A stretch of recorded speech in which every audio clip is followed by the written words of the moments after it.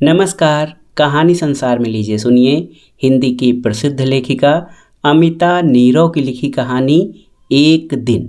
वाचन स्वर मेरा यानी अनुराग चौधरी का है। जून निकल रहा है और मेरी बेचैनी बढ़ने लगी है। हर साल इन दिनों में यही होता है। आखिरकार इन्हीं दिनों उच्च शिक्षा में तबादले जो होने होते हैं। पता नहीं मैं इतना क्यों घबराती हूँ तबादलों से, या किसी भी तरह के बदलाव मुझे असहज कर देते हैं। क्या उम्र बढ़ने पर ऐसा ही होने लगता है? 100 में से मैं इस तरह की चर्चा नहीं कर सकती हूँ। ऐसा कहते ही वे मुझे झिड़केंगे। क्या हमेशा हमेशा उम्र उम्र की बात करती हो? मुझे नहीं पता था तुम इन सब को लेकर इतनी कॉन्शस होगी। यदि पता होता तो मैं माहौल हल्का करने की गरज से चिढ़ाती हूँ, लेकिन देखती हूँ कि सौम्य जरा भी नर्म होने के लिए तैयार नहीं। पता होता तो तुमसे शादी करने से पहले सोचता। तुम अपनी उम्र के बारे में कहती हो तो क्या मुझे नहीं लगता है? यार 35 कोई उम्र होती है? फिर खुद ही थोड़ा फ्लर्ट करते हैं। तुम्हें कौन कहेगा कि तुम 35 की हो और तुम्हारा 10 साल का बेटा है? यदि हम तुम्हारे साथ न हो तो कोई भी तुमसे शादी करने के बारे में सोच सकता है। चलो चलो रहने दो। कुछ कहो तो थोड़ा रिजनेबल होकर तो कहो। ज़्यादा मक्खन पॉलिश अच्छी नहीं लगती है। अब कि मैं थोड़ी झिड़की और थोड़ी सुलह का संकेत देती हूँ। वैसे 100 में कुछ गलत भी नहीं कहते हैं। क्या मैं देख नहीं पाती हूँ अपने साथ साथ काम करती महिलाओं की आंखों में उतर आती ईर्ष्या, पुरुषों की जबान से गिरने गिरने को होती प्रशंसा और आंखों से टपकती जाने भी दो। ऋचा हमेशा कहती हैं, दीदी आपकी आंखों की गंभीरता से ही सब कुछ ठीक रहता है। नहीं तो क्या, तू आजकल बहुत बोलने लगी है। मैं उसे झूठ मूठ ही धमकाती हूँ।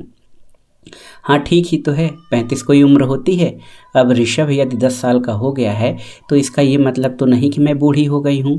खैर, तो शायद डर घर के डिस्टर्ब हो जाने का होता होगा, या फिर खुद के अकेले रहने का, या फिर पता नहीं क्या। लेकिन बस बेचैनी है तो है। सौम्य के सामने अपनी बेचैनी का पता दो तो सीधे ही सुझाव मिलेगा। ऐसा होगा तब देखेंगे, छुट्टी ले लेना। अब खुद तो 10 घंटे काम करते हैं। ऋषभ भी स्कूल जाता है। मैं घर में करूं क्या? वो तो पूछेंगे बाकी औरतें क्या करती हैं। बहुत तो समझते हैं, फिर भी बहुत कुछ बाकी है। अब मैं घर गृहस्थी, साड़े गहने और सास ननद की बातें करने के लिए किसी किटी क्लब की सदस्य नहीं बन सकती। पढ़ना भी तभी हो पाता है जब थोड़ा थोड़ा कर पढ़ो। जिस दिन यूं लगे कि अब पढ़ना ही पढ़ना है तो किताबों से ही कोफ तो होने लगे। जब दिन भर ही फुर्सत हो तो घर का काम भी करने में मन नहीं लगता। फिर हर दिन के कामकाज के अतिरिक्त घर में ज़्यादा काम साफ सफाई का ही रहता है। अब ये तो नहीं हो सकता ना कि कल ही साफ कर जमाई अलमारी को आज फिर बिखेरूं और फिर जमाऊं। ये बेगारी होने से तो रही, लेकिन सौम्य समझेंगी ये सब, तो फिर क्या करूं? अब जब तक अंतिम रूप से ट्रांसफ़र लिस्ट आउट नहीं हो जाती, इसे तो सहना ही है। कॉलेज शुरू हो तो अरुण को फ़ोन करूं, उसे फ़ोन करो तो ये भी यही कहेगा, दीदी लिस्ट आने तो दो, मैं सब संभाल लूँगा। तो फिर क्या करूं? सहना ही होगा। बस आधी रात को खुली नींद में यही उधेड़ बुन चल रही थी। ऋषभ थोड़ा कुनमुनाया तो उसकी पीठ पर हाथ रखा। थोड़ी देर उसी असमंजस में बैठी रही, फिर धीरे से चादर हटाई और स्लीपर में पैर फंसाकर बहुत हौले से कमरे का दरवाज़ा खोला और बाहर निकल आई। जून खत्म होने पर है, मौसम बदल रहा है। 4 दिन से थोड़ा थोड़ा रुक रुक कर पानी बरस रहा है। आज दिन में ही थोड़ी धूप निकली थी, लेकिन शाम होते होते बादलों की आवाजाही शुरू हो गई। आखिर आषाढ़ भी आधा निकल गया है। बाहर बूंदाबांदी हो रही थी। बालकनी में कुर्सी लगाकर बैठ गई। यहाँ आकर थोड़े सुकून का एहसास हो रहा था। बेचैनी थोड़ी कम हुई थी। पता नहीं कितनी देर यूं ही बैठी रही थी। जब सौम्य ढूंढते हुए बाहर आए तब इस बात पर ध्यान आया कि फुहारें तेज बारिश में बदल चुकी हैं। क्या हुआ, यहाँ क्यों बैठी हो? नींद नहीं आ रही है क्या? सौम्य ने चिंतित होकर पूछा। कुछ भी नहीं, दिन में फुर्सत होती है तो सो लेती हूँ, फिर रात में गहरी नींद नहीं आ पाती। बहुत देर से जाग रही थी। बारिश की आवाज़ सुनी तो बाहर आ गई। मैंने उन्हें समझाते हुए कहा, पिछले साल राखी पर माँ का दिलाया हुआ ग्रीन लहरिया पहना था। अपने ड्रेसिंग टेबल के ड्रावर में बिंदी वाले खाने में बहुत ढूंढने के बाद मुझे कलर्ड बिंदी का पत्ता मिला था। बाल धुले हुए थे, यूं ही कंघी कर ली थी। यूँ कंधे से थोड़ा नीचे उतरते बालों को भी खुला रखना सुविधाजनक नहीं लगता है। झटपट पोनी बांध लेती हूँ। हाँ, जिस दिन बाल धुले हों तो सूखने के लिए खुले छोड़ने पड़ते हैं, फिर भी सूखे नहीं कि तुरंत बांध लेती हूँ। यूँ लगता है कि आज़ादी बाधित होती है। पता नहीं क्यों मन हुआ कि आज ग्रीन बिंदी ही लगाऊं, इसलिए बहुत मशक्क़त करके ढूंढी। बिंदी लगाकर खुद को आईने में देखा तो लगा कुछ ज़्यादा हो रहा है। मैं कॉलेज जा रही हूँ, कहीं शादी या किसी फंक्शन में नहीं। पता नहीं क्यों अपने दिखने को लेकर मैं थोड़ा ज़्यादा ही कॉन्शियस रहती हूँ। कोई नोटिस न करे तो लगता है कि बच गए, लेकिन ज़रा भी नोटिस की गई तो दिन भर कुछ हटका सा रहता है। इसलिए कपड़ों के रंगों को छोड़कर खुद पर और कुछ भी अतिरिक्त लगने नहीं देती। तो फिर हरे रंग की बिंदी हटाकर वही ब्राउन बिंदी लगाई और निकल पड़ी। आज कॉलेज का पहला दिन जो है। दिन भर एडमिशन की सरगर्मी रही। इसके बीच में ही समय निकालकर छुट्टियां कैसे गुजरी इस पर भी बातचीत होती रही। फिर बातचीत आकर उसी असुविधाजनक विषय पर रुक गई, ट्रांसफ़र। इस बार कॉलेज में ट्रांसफ़र का डर मेरे साथ साथ ऋचा, मिसेज गुप्ता और महावीर जैन को भी है। हम चारों को इस कॉलेज में 3 साल से ज़्यादा हो चुके हैं। मुझे एक राहत ये लगी कि चलो हम सारे एक ही कश्ती के मुसाफिर हैं। जब से सुना है कि लिस्ट तैयार हो गई तब से पता नहीं कैसी तो टूटी टूटी सी नींद आती है और रात भर ऊट पटांग सपने आते रहते हैं।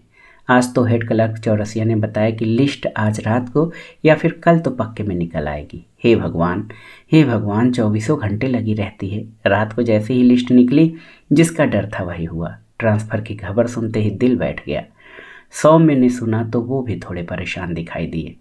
अरुण को फ़ोन करता हूँ, तुम भी छुट्टी की एप्लीकेशन दे दो, सौम्य ने कहा। अरे अब आज तो रुको, कल करेंगे। उसे भी जो करना है वो कल ही कर पाएगा ना। अब नौकरी कर रहे हैं तो इन चीज़ों से घबराने से क्या फ़ायदा। फिर कोई दूर तो है नहीं, अरुण जिम्मेदारी से कर ही देगा। ज़्यादा मुश्किल आएगी तो फिर सोचेंगे छुट्टी लेने के लिए। मैं सौम्य को समझा रही हूँ या खुद को खुद ही समझ नहीं पा रही हूँ।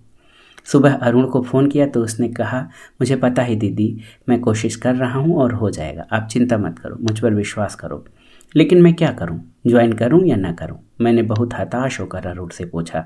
ज्वाइन तो कर ही ले, यूँ भी दूर ही कितना है, कुल 45 मिनट का तो रास्ता है। अब क्या है कि सरकारी काम है, आप तो जानती हैं। उसने बात समेटी। आखिरकार नए कॉलेज को ज्वाइन कर ही लिया। ऋचा का भी ट्रांसफ़र हुआ, वो भी अप डाउन कर रही है। हम दोनों साथ ही ट्रेन पकड़ते हैं। मैं पहले उतरती हूँ, उसे आधा घंटा और लगता है। धीरे धीरे और भी अप डाउनर से मुलाकात होती चली गई। कुछ तो कॉलेज का ही स्टाफ है, खुद प्रिंसिपल भी हमारे साथ ही अप डाउन करते हैं। कुछ बैंक में काम करने वाली लड़कियां हैं। कुल मिलाकर एक आध महिला ही मेरी उम्र की है, बाकी चारों पाँचों 24 से 26 साल की उम्र की लड़कियां हैं। वैसे ज़्यादा असुविधा नहीं है, बस समय साधना पड़ता है। 1.5 घंटे का समय एडजस्ट करने में शुरुआत में थोड़ी मुश्किल आई थी, धीरे धीरे सब ठीक हो गया। समय को बचाने की गरज से साड़ी को तिलांजलि देती, सलवार कमीज पहनने लगी। 10 मिनट भी बचते हैं तो कितनी राहत हो जाती है। ये सिर्फ अप डाउन करने वाली शादीशुदा महिला ही समझ सकती है। महीना भर हो गया अप डाउन करते हुए। हर 3-4 दिन में मैं या सौम्य अरुण को फ़ोन लगा लेते हैं। कल रात को ही उससे बात हुई तो उसने दिलासा दिलाया और बताया कि पैसा भी दे दिया है, मतलब अब आप निश्चिंत हो सकते हैं। बस इसी निश्चिंतता में रात बड़ी गहरी नींद आई और सुबह 15 मिनट देर से नींद खुली। बहुत हड़बड़ी में नहाकर बाहर आई और रेलवे स्टेशन फ़ोन लगाया तो एक राहत की खबर मिली कि ट्रेन आधा घंटा लेट है। चलो, थोड़ा इम्तिहान है। जब स्टेशन पर पहुंची तो पता चला कि ट्रेन 1.5 घंटा लेट हो गई है। सबको ही अपने अपने दफ्तर लेट हो जाने की चिंता थी, लेकिन हम तो निश्चिंत थे। आखिर प्रिंसिपल जो हमारे साथ हैं। अब जिन्हें लेट होने की चिंता हो रही है वे भी क्या कर सकते हैं। ट्रेन तो जब आएगी तब ही आएगी ना। एक एक कर सारी महिलाएं इकट्ठा हो गई। महिला वेटिंग रूम में तो पैर रखने की जगह नहीं है। जंक्शन है तो यहाँ कई मुसाफिर अपने गंतव्य के लिए गाड़ियाँ बदलते हैं, इसलिए रात भर सफ़र का अगली ट्रेन का इंतज़ार करती महिलाओं से पूरा वेटिंग रूम भरा हुआ है। हर तरफ बेतरतीबी से पड़ा सामान और जगह जगह जैसे हो उसी में खुद को एडजस्ट करके ऊँघती महिलाओं को अंदर ही छोड़कर हम सभी बाहर आ गए। बेंच पर बैठकर सारे बातों में मशगूल थे। बहुत देर से किसी के गाने की आवाज़ आ रही थी। आश्चर्य है कि किसी ने भी इस पर ध्यान नहीं दिया। ध्यान तो मेरा भी नहीं गया। ये तो बाद में एक छोटी सी घटना से रिकॉल हुआ। जैसे ही ट्रेन के आने का अनाउंसमेंट हुआ, हम सभी ने अपनी अपनी सीट छोड़ दी। जहाँ हम जाकर खड़े हुए वहाँ फिर उसी तरह से गाने की आवाज़ आती रही और फिर आश्चर्य, हम में से किसी ने भी इस बात पर ध्यान नहीं दिया। आखिरकार पूरे प्लेटफॉर्म को कंपाती हुई धड़धड़ाती ट्रेन आ पहुंची। किसी भी तरह के खतरे का कोई सिग्नल नहीं मिला तो सभी रिजर्वेशन के डिब्बे में चढ़ गए। 10:30 बज चुके थे। कुछ यात्री बाकायदा जाकर नाश्ता कर रहे थे तो कुछ सो ही रहे थे। हमें जहां जगह मिली वहां ऊपर की दोनों बर्थ पर लोग बाकायदा किया तो 2 बैठने की व्यवस्था और हो गई। सामने की बगल वाली सीट पर बैठी महिलाओं ने भी थोड़ी सहृदयता दिखाई। इस तरह से हम सभी एक ही कंपार्टमेंट में इकट्ठा हो गई। मेरी सीट पर सबसे पहले शर्मिला बैठी थी, उसके बाद मैं। ट्रेन अभी भी रुकी हुई थी। जब सारे लोग ठीक से पैदल सेटल हो गए तो मेरा ध्यान बाहर की तरफ गया। वहाँ 22-24 साल का एक लड़का खड़ा था। वो लगातार हमारे ही कंपार्टमेंट में देख रहा था। जैसे ही मेरी नज़र उतर गई उसने मुझे इशारे से बताया कि मैं अच्छी लग रही हूँ। मैं एकाएक चौंकी। मैंने शर्मिला की तरफ देखा लेकिन वो सामने बैठी ऋचा से बातों में मशगूल थी। फिर मैंने ऋचा के पास बैठी अनुभूति की तरफ देखा तो उसने तो बाकायदा आंखें मूंद रखी थी। मैंने फिर से धड़कते दिल से बाहर की तरफ देखा, वो अब भी वहीं खड़ा था। उसने फिर से मुझे वैसा ही इशारा किया। मेरी धड़कनें बेकाबू हो गई। मैंने चोर निगाहों से एक बार फिर अपने आसपास देखा। चाहा कि बाहर की ओर नहीं देखूं, लेकिन फिर भी निगाह चली गई। वो अब भी वहीं खड़ा था। अब गाड़ी धीरे धीरे आगे बढ़ने लगी थी। वो थोड़ी दूर तक खिड़की के साथ साथ दौड़ता दिखा। फिर उसने वैसा ही इशारा किया। गाड़ी तेज हो गई और वो वहीं छूट गया। मैं एकाएक असहज हो गई। आमतौर पर मैं सबकी बातों में शामिल होती हूँ, लेकिन आज मुझे खुद भी पता नहीं कि मैं कहाँ हूँ। मुझे प्लेटफॉर्म पर आ रही गाने की आवाज़ की याद आई। गाड़ी पहुँचने वाली थी लेकिन मैं बहुत कोशिश करके भी सहज नहीं हो पा रही थी। मैंने खुद को बहुत झिड़का। मैं उस लड़की की उम्र के बच्चों को पढ़ाती हूँ। अब कोई मेरी उम्र भी 20-22 साल नहीं है। खुद को ये कहकर समझाया कि हो सकता हो वो शर्मिला के लिए खड़ा हो, लेकिन फिर मैं खुद से तर्क करती हूँ, फिर उसने मुझे क्यों इशारा किया। पूरा दिन मेरा होना मेरे सामने ही नहीं खुला। दिन एक तरंग, एक नशे की हालत में गुजरा। हाँ, खुद को झिड़कना भी दिन भर जारी रहा। शाम को जब फिर से उसी प्लेटफॉर्म पर उतरी तो लगा जैसे यहाँ सब कुछ बदला हुआ है। हर दिन की तरह घर भागने की जल्दी मुझे महसूस नहीं हुई।